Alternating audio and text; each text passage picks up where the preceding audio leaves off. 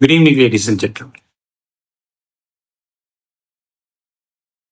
आज मैं सोच रहा था कि एक टेक्निकल कंसेप्ट पे बात करी जाए और वो टेक्निकल कंसेप्ट ये कि क्या एक लॉस मेकिंग कंपनी की वैल्यूएशन होनी चाहिए।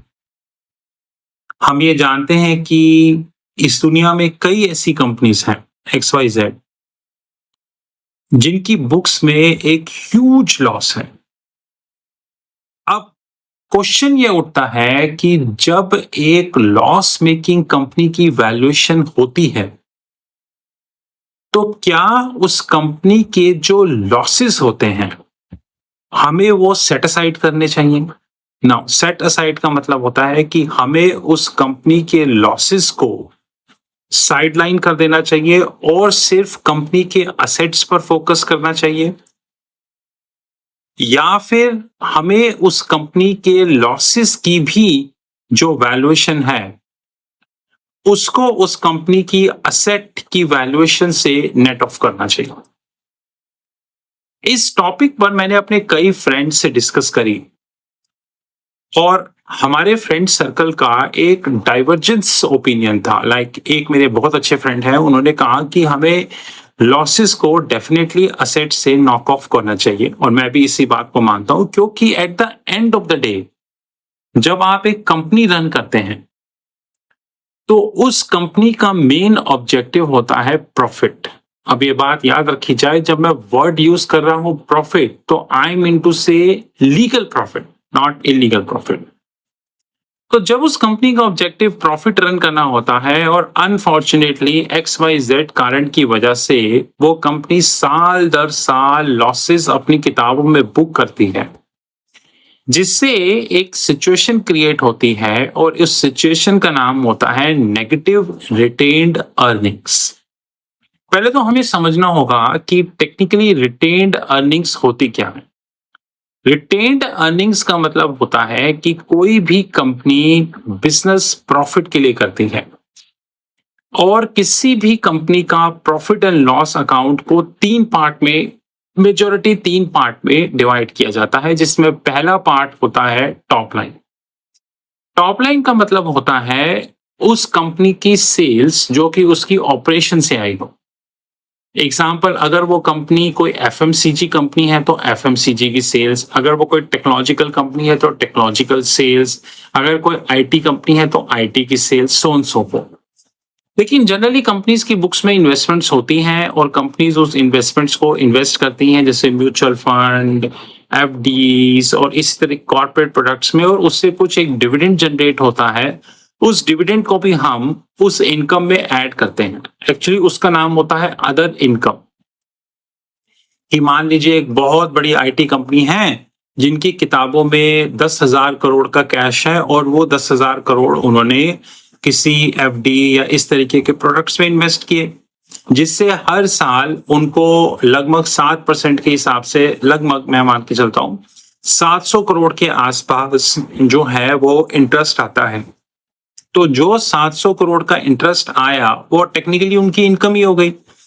वो इनकम उनकी मेन ऑपरेशनल इनकम में ऐड की जाती है और उसको बोला जाता है adjusted top line. Top line which is adjusted to the tune of other income. अब लेडीज एंड जेंटलमैन, प्रॉब्लम ये होती है कि क्या वही सफिशिएंट है, लेकिन इसके बाद आता है मिडिल लाइन। मिडिल लाइन का मतलब होता है ऑपरेटिंग प्रॉफिट, जिसे हमारी भाषा में एबिट कहा जाता है, earning before interest and tax, which is called operating profit. इसका एक बहुत इंपॉर्टेंट रोल प्ले होता है कि हमने अगर 100 रुपीज की सेल करी, तो मैं अपने फेवरेट एग्जांपल में जाऊंगा, रामलाल छोले भटूरे, जो मैं कई बार वीडियोस में डिस्कस करता हूं इस नाम से। मैं वंस अगेन रिपीट कर रहा हूं कि it is only a hypothetical example, जिसे एक हिपोथेटिकली क्रिएट किया गया है just to give you a example. तो इसका कोई रियल वर्ड से कनेक्शन नहीं है, और in case there is a company like that, then this a pure coincidence. तो सपोज करते हैं कि रामलाल छोले भटूरे की एवरेज सेल्स एक साल में 100 करोड़ है और उस 100 करोड़ में में से धीरे धीरे ये लोग, इन लोगों का एक रिटेन्ड अर्निंग्स है जो प्लस में है, और रिटेन्ड अर्निंग से इनकी कुछ एफडीज हैं जिन पे इनको 5 करोड़ का जो है वो इंटरेस्ट आता है, assuming just a hypothetical figure. तो टोटल 105 करोड़ इनकी एडजस्टेड टॉप लाइन हो गई। अब 105 करोड़ में इनके एक्सपेंसेस होंगे, salary, facility expense, worker, insurance, ये वो, और वो सब चीजें मिला के मान लेते हैं इनका ऑपरेटिंग प्रॉफिट आता है 15 करोड़, जस्ट टेकिंग हाइपोथेटिकली। अब उस 15 करोड़ में से taxes, deferred taxation, interest cost, ये सब माइनस होता है तो नेट प्रॉफिट आता है मान लीजिए 10 करोड़ एग्जांपल। तो 105 करोड़ में लगभग 10 करोड़ का नेट प्रॉफिट। एक एग्जांपल लेके चलते हैं कि Ramlal chole bhature is a private listed firm. तो प्राइवेट फर्म का मतलब है कि डिविडेंड तो डिक्लेयर करना है नहीं, क्योंकि हम लिस्टेड तो है नहीं। इट मींस जो प्रॉफिट आएगा वो प्रोप्राइटर्स के पास जाएगा। अब इट मींस रफली 105 करोड़ पे 10 करोड़ का नेट प्रॉफिट, विच इज रफली 9.5 से 9.5% के बीच का आपका नेट प्रॉफिट मार्जिन है, जो कि रीजनेबल होता है। इंडस्ट्री में यही मार्जिन होता है। अब समझने वाली बात ये आती है, और बहुत समझने वाली बात ये आती है कि यहां तो कंपनी प्रॉफिटेबल है, लेकिन मान लीजिए अगर कंपनी लॉस मेकिंग है और वो साल दर साल लॉस को बुक कर रही है, वो लॉस नेगेटिव रिटेन्ड अर्निंग्स में एडजस्ट होता रहता है। एक कंसेप्ट होता है फाइनेंशियल मार्केट में जिसे बोलते हैं नेट वर्थ। नेट वर्थ एक बहुत शानदार कंसेप्ट होता है जिसका जो टेक्निकल मीनिंग होता है which is equals to capital plus reserves and surplus. Although